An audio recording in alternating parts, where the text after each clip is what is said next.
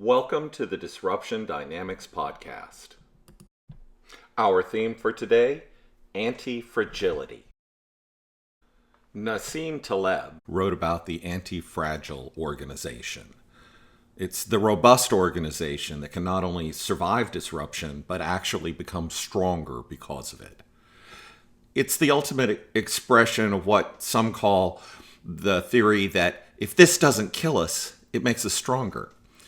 It's one thing to make a statement like this because they sound so masculine and powerful.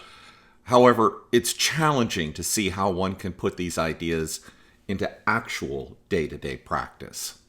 So let's take an example. Starting a small business. It's easy to see how a nascent new business is one of the most fragile and ephemeral things in the marketplace. A new business is not much more than a hypothesis dressed up in fancy clothes. Maybe you've got a website and perhaps a business license and a bank account. But there isn't much more to it than that. And a bouncing baby business is a hungry, hungry creature, starved for attention and dollars. Like a newly born baby sea turtle, it ventures out into the business world, all large eyes and food for pretty much everybody. And as we know, the odds aren't good for our bouncing baby venture. Not good at all. The statistics are grim. We'll be lucky to make it to our first anniversary out on the high seas of business.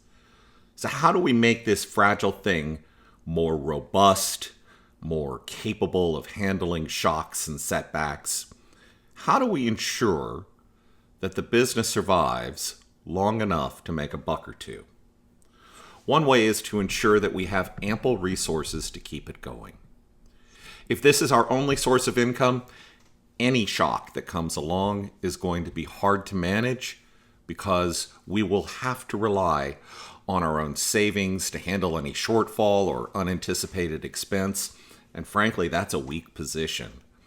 A much stronger position is to take on a full or part-time job and keep the new business as a side hustle until it matures enough to become a reliable full-time gig.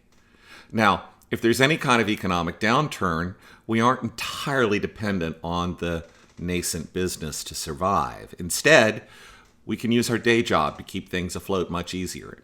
In fact, you may be able to keep strengthening and improving the side hustle while your competitors are dealing with significant setbacks.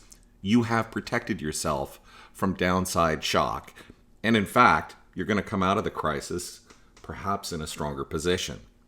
And there are a variety of different ways to accomplish this. This is just one example. And that's what we want our organizations to do. And that's what Taleb was talking about when he described the anti-fragile organization.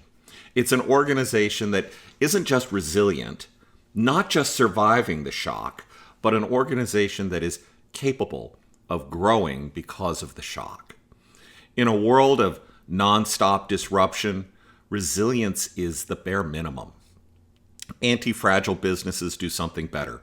They protect the downside and keep investing in the upside while others freeze. And that's the work we do at Disruption Dynamics.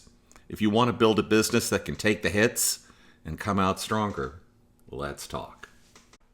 Thanks for watching the Disruption Dynamics podcast. Please like and subscribe.